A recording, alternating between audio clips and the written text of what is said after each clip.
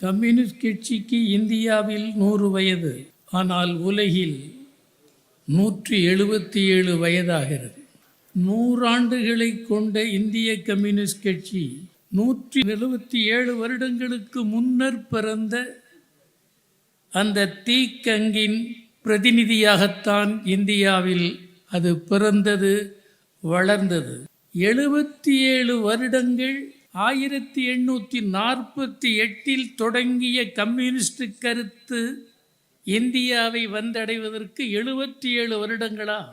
ஏன் அவ்வளவு காலதாமதம்? கிரேக்க அறிஞர்களை தெரிந்திருந்த அளவிற்கு, கிரேக்க அறிஞர்கள் முன்வைத்த கருத்துக்களை உணர்ந்த அளவிற்கு கார்ல் மார்க்ஸையும் கம்யூனிஸ்ட் கட்சியையும் இந்தியா உணரவில்லை.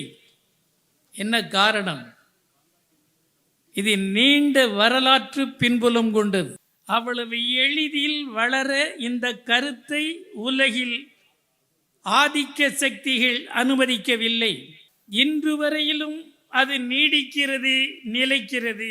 எதிர்ப்பு. கடந்த தேர்தலில் அமெரிக்காவில் ட்ரம்ப் என்ன சொன்னார்?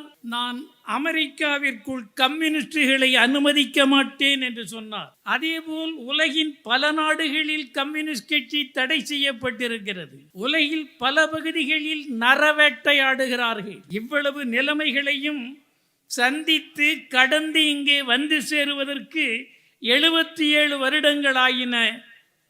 ஆயினும் அதற்கு முன்னரேயே 1917 ரஷ்யாவில் ஏற்பட்ட புரட்சிக்கு பின்னர் உலகெங்கும் கம்யூனிஸ்ட் கட்சிகள் தொடக்கப்பட்டன, அது வளர்ந்தன.